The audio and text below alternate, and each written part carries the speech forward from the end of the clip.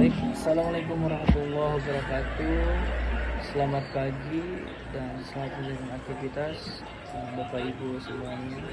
Baik, perkenalkan nama saya Lahmudin, dengan NIM saya 212107, Prodi Manajemen Sumber Daya Manusia, Universitas Primadera. Baik, pada hari ini saya akan menjelaskan terkait manajemen audit sumber daya manusia, itu dengan tema memaksimalkan potensi karyawan. Baik, kita manajemen audit sumber daya manusia terlebih dahulu kita akan sedikit mengulas terkait manajemen audit sumber daya manusia. Manajemen sumber daya manusia merupakan sebuah proses sistematis yang bertujuannya untuk menilai efektivitas strategi SDM dalam mendukung pencapaian tujuan sebuah organisasi. Audit sumber daya manusia itu sangat membantu untuk mengidentifikasikan area-area yang perlu ditingkatkan dan memastikan sumber daya manusia dengan dikelola secara optimal. Kemudian kita masuk ke pengertian manajemen audit SDM.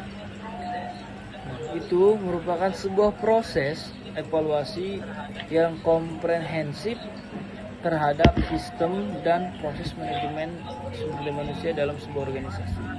Audit ini merupakan sangat membantu organisasi untuk memahami kinerja sumber daya manusia, mengidentifikasikan potensi kelemahan, dan merekomendasikan solusi untuk meningkatkan efektivitas strategi sumber daya manusia tersebut. Baik, silakan lihat slide yang tertampil di layar. Masuk ke kerangka kerja audit sumber daya manusia.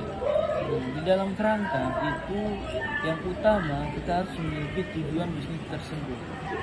Di dalam tujuan bisnis kita harus ada yang namanya pengelolaan sumber daya manusia. Di dalam pengelolaan sumber daya manusia itu memiliki 3 poin. Yang pertama, penentuan prioritas pengelolaan sumber daya manusia. Yang kedua, pengembangan strategi sumber daya manusia. Yang ketiga, aktivitas program sumber daya manusia. Kemudian di ketiga poin tersebut masih ada beberapa poin yang harus kita ketahui untuk masuk ke kerangka kerja audit sumber daya manusia. Yang pertama ialah audit sumber daya manusianya. Yang kedua itu identifikasi dan implementasi program perbaikan. Yang ketiga itu evaluasi pengaruh perubahan dari hasil audit tersebut. Nah, di dalam beberapa poin tersebut itu harus memiliki peningkatan berkelanjutan di dalam kerangka kerja audit sumber daya manusia ini. Kemudian kita juga harus tahu tujuan manajemen audit sumber daya manusia tersebut. Tujuan utama dari manajemen audit sumber daya manusia yaitu untuk meningkatkan efektivitas strategi sumber daya manusia dalam mendukung sebuah pencapaian tujuan organisasi. Audit ini sangat membantu organisasi untuk mengidentifikasi area-area yang perlu ditingkatkan dan memastikan sumber daya manusia dikelola secara optimal. Kemudian audit dan pengelolaan sumber daya manusia. Nah, di sini ada 5 poin. Yang pertama yaitu pelatihan dan pengembangan karyawan. Poin utama ini sangat dibutuhkan oleh karyawan, terutama di bidang pelatihan.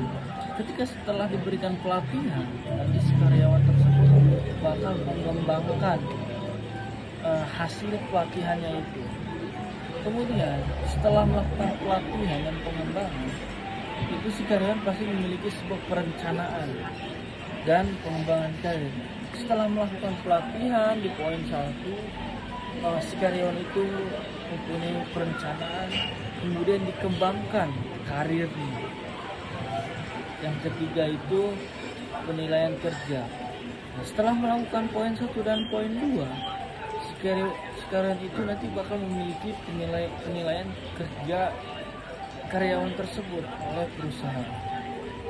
keempat, kompetensi dan balas jasa. Setelah karyawan memaksimalkan kinerjanya terhadap perusahaan, nanti si perusahaan akan memberikan kompensasi dan balas jasa kepada si karyawan tersebut. Kemudian poin 5 itu ialah bisa dibilang poin yang utama, keselamatan dan kesehatan kerja. Nah, itu merupakan poin utama di dalam sebuah perusahaan tersebut. Kemudian masuk ke manfaat manajemen sumber daya manusia. Manajemen audit sumber daya manusia itu memberikan berbagai manfaat bagi sebuah organisasi. Contohnya, meningkatkan efisiensi dan efektivitas sistem audit sumber daya manusia, mengidentifikasikan area-area yang perlu diperbaiki. Kemudian mendukung pengambilan keputusan yang lebih baik dalam pengelolaan sumber daya manusia. Kemudian kita perlu yang namanya contoh di dalam audit sumber daya manusia itu. Di sini contohnya itu meliputi audit rekrutmen dan seleksi. Audit rekrutmen itu dan seleksi itu sudah pasti dilakukan oleh sebuah perusahaan. Kemudian audit pelatihan dan pengembangan. Nah, itu juga untuk memaksimalkan karyawan kinerjanya. Kemudian audit kinerja dan audit kompensasi dan benefit. Nah, itu pasti yang bakal dilakukan oleh si perusahaan tersebut. Kemudian kita masuk ke ruang lingkup audit manajemen. Nah, silakan dilihat layar yang ada. Gua nanyain aja. Di ruang lingkup audit manajemen itu yang pasti ada yang namanya sebuah